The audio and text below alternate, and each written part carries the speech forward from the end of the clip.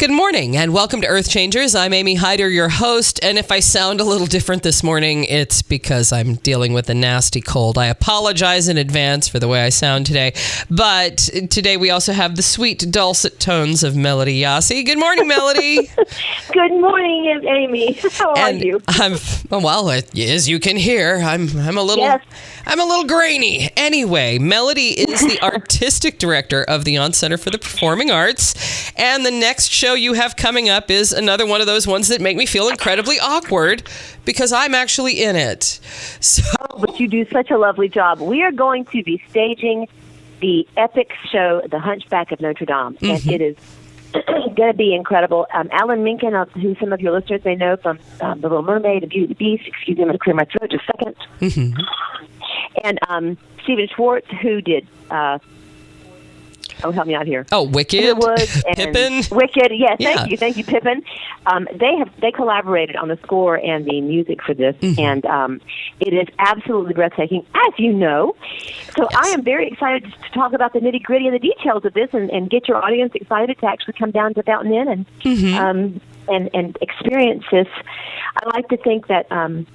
We are the little theater that does big things, and this is without a doubt the biggest thing that's going to hit Fountain Inn since anything I'm aware of. Yeah, now it's going to be great. Now, for a little bit of the history of the show, this is based on the Disney movie. However, it's got a lot of changes from the movie. It is. They pull music from the Disney show. Obviously, the characters Esmeralda, Phoebus. Quasimodo, Frollo, all of those characters, and Cloquin, the King of Gypsies, you will see on stage in the show. It is based more closely to the Victor Hugo novel than it is the Sunshine and Rainbows ending of the Disney film. Disney makes everything Little Mermaid, which in Hans Christian Andersen was a sad show, and they made it happy. And Hunchback it's a serious show. Beautiful. There are some funny moments in it. The characters are riveting. The storyline is riveting. But this particular stage production, because it follows the book, it's amazing that a book that was several hundred years old, the story is a couple hundred years old, and it's set back in the 1500s, is so relevant for today. Oh, the story's incredibly relevant. Just because humankind is always humankind. Right. It's not like we don't really morph that much. So there's some of the same issues they were dealing with in spades back then, we're dealing with in different measure here. So the music is gorgeous. I do not recommend parents with young children bringing their young children. This is not a Disney princess show. No. However, don't let that discourage you from coming. Obviously, I don't think that younger children are going to catch it. There are some dark moments, of course. I say that, and I'm a mom, and you're a mom, and I want to protect them. And then you think about what they watch on television, and you think about what they see on the internet and stuff. So it's definitely a PG movie, PG-13 show, because of some of the issues that we're dealing with. The discrimination issue, bullying. I guess you could call it bullying, to say the least. It's when Quasimodo is bullied because he's different and he looks different, and the perceptions of him are so skewed. So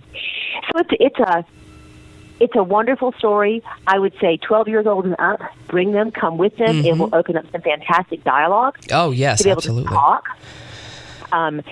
And I wouldn't be afraid of questions you don't know the answers to. It's just good to be able to dialogue with your children. So from a child, student, young adult perspective, as a parent, it's a wonderful story. It does touch a lot of issues that are very relevant for today. So on a serious note, it's great. So if you want to educate your child, you want to expose them to one of the great pieces of literature of all time. I mean, Victor Hugo, he wrote Les Miserables. And this is on the same, if you like Les Mis, you like the music, you like the story, you like the whole feel of that show, this is along the same lines as Les Mis. It's a little, I think it's a little, in some aspects, it's a little brighter. Les Mis is just dark from start to finish. This is not dark from start to finish. There's levity, there's fun, there's laughter, there's dancing. which really make it a wonderful story because there's that wonderful balance, don't you think, Amy? Oh yes. Of literally the light and dark, even in the theme song. Yeah. So, what are you, I'm going to turn the tables on you. Okay. What's your experience been as part of the cast member in the story? Okay, well, you can go ahead and open up and take that anywhere you want to. Well, seriously, first of all, full disclosure to the audience is I had to be in this show because I've been obsessed with this show and the music from it since the movie came out in 1996. This was seriously obsession level for me for years. And, they keep laughing because I keep bringing bits of my history, like the denim shirt with the title embroidered on the back. So we love it. I love how it has evolved. I love all the different aspects of it.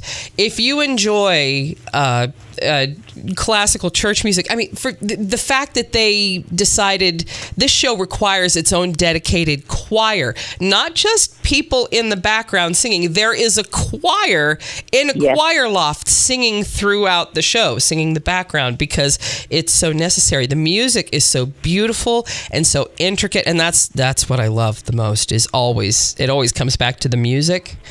Oh my one gosh. thing. Let me jump in. And I want you to finish your oh my God on the music, but there is the requiem and the choral piece and the high church to a degree. Well, to a degree, but there's also some a pop feel to a couple, one or two of the songs, and there's a folky feel to one of the it really runs the range. In fact, when I was looking at casting it and what you needed to be able to locate when you were trying to find actors to be in this, is to find people who had a range, who could sing not only the high church stuff, but the classic Broadway and even some pop and some more modern feel. Oh yeah, to the music, and even the vocals. Yeah, I'm sorry, I should have mentioned. No. I was just I'm just jumping in and saying you're right, but the high church stuff is absolutely it will lift your spirits. Okay, go ahead, tag you're it. I'll let you finish. And one thing that has impressed me throughout is, I thought I was going to be the unicorn here, like I'm going to be the only person who just cares about the show. And the thing is, it has hooked everybody. People are bringing in pictures of the Notre Dame Cathedral going, maybe this is what inspired this. People are really digging into the history and everything about it because it's such a fascinating story. And everyone is enjoying this so much and really getting into it. I've never seen a cast so involved with the show. Well, that's exciting. That's exciting coming from that's new information for me as a director. That's great. So it's really been a wonderful experience. Everyone in the show is really into it, really loves one another. Everyone has really bonded over this show, and we just are really enjoying it. It's I hope that how much we love this comes through the singing and the dancing and everything. You're going to come away from this just emotionally overwhelmed. Moved. Yeah. And very moved and inspired. It really it will take you to a place. It'll take you to a place where it makes you think, and it gives you such a deep appreciation for the blessings that we have, right? Being 21st century Americans, and we need to be grateful for that and not resent that. Those are gifts to us. And then you see the storyline of people in a different time, and the displaced Romani people who were the gypsies in this, and you talked about people getting into the research of it, and I know you were also referencing Akasha Nelson, who is our wonderful, beautiful actress playing Esmeralda, and she's done a lot of research on the Romani people, and that is the people group that the gypsies are based on in Notre Dame. And so it's very interesting that the storylines, and those people are still like displaced. Persecuted. Yes, definitely. Yeah, that's probably not too extreme. No, they're persecuted. There's another word I was looking for, but it's not coming right now because I have menopause brain. So hey, what are you gonna do with that?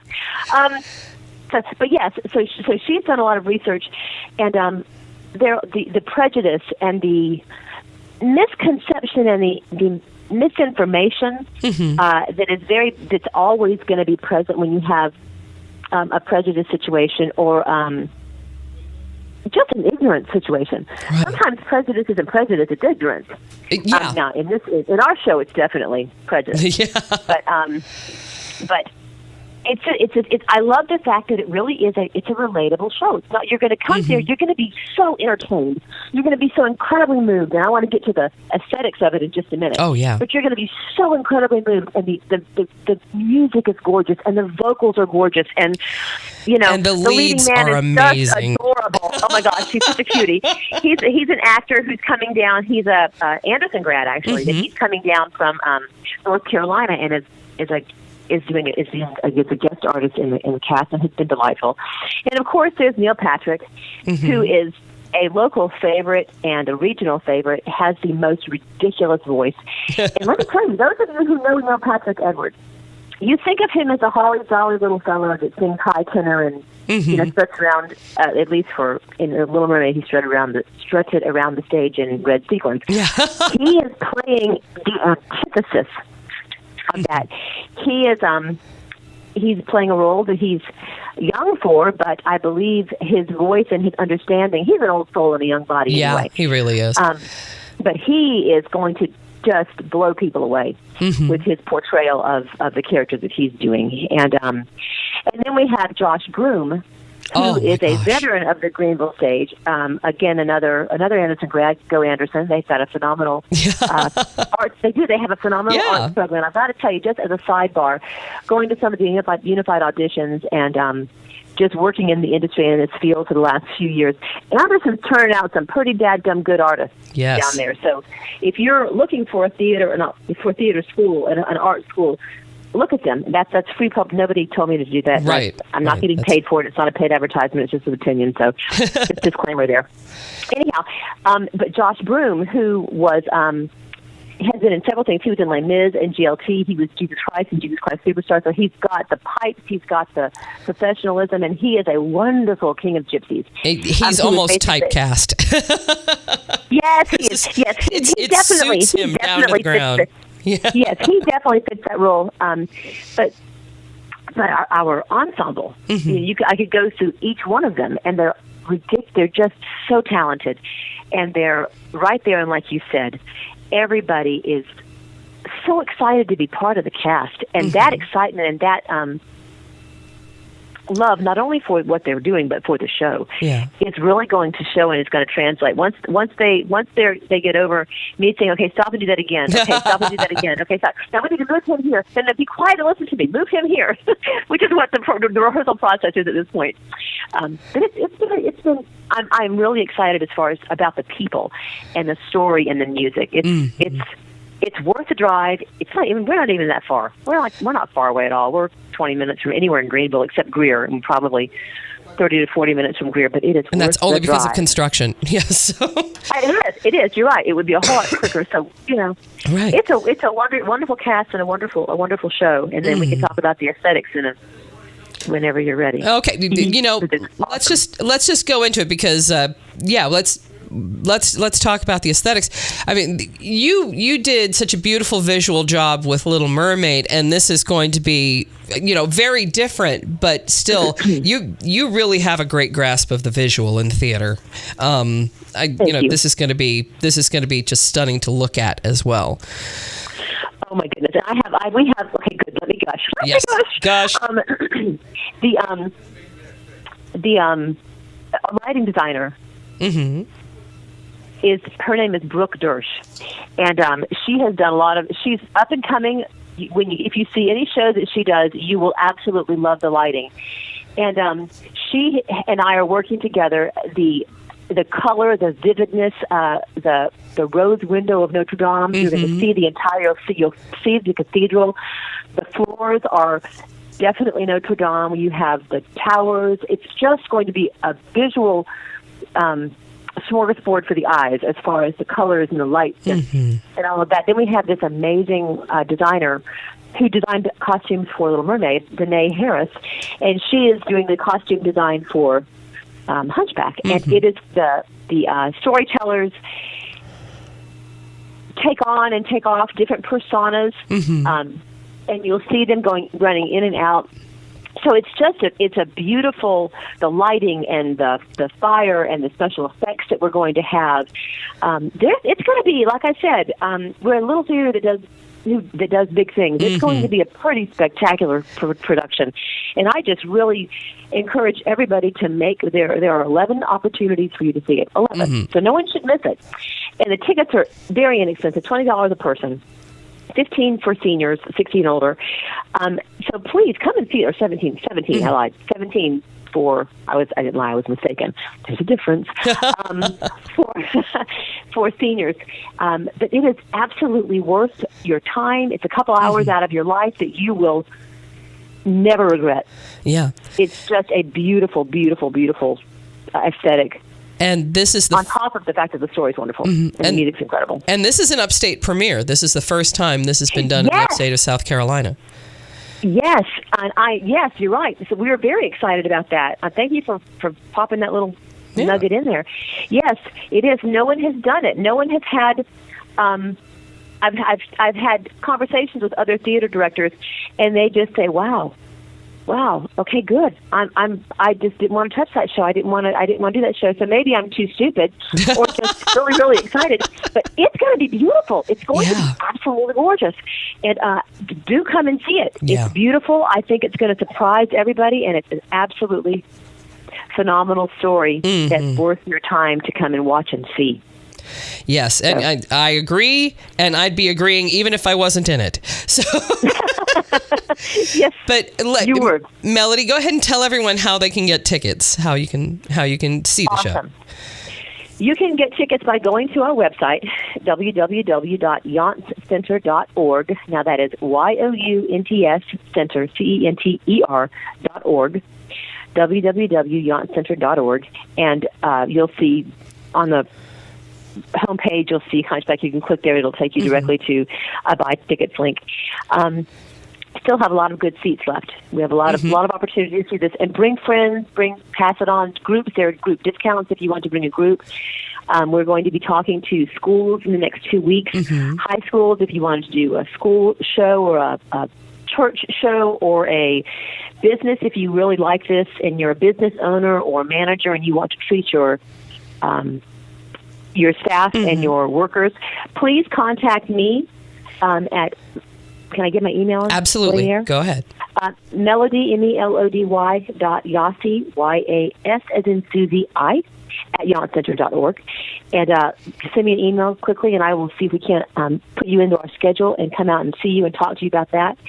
And then, of course, you can call the box office during business hours. That's 864-409-1050, 864-409-1050, and we are happy to sell you tickets, lots of them if you want.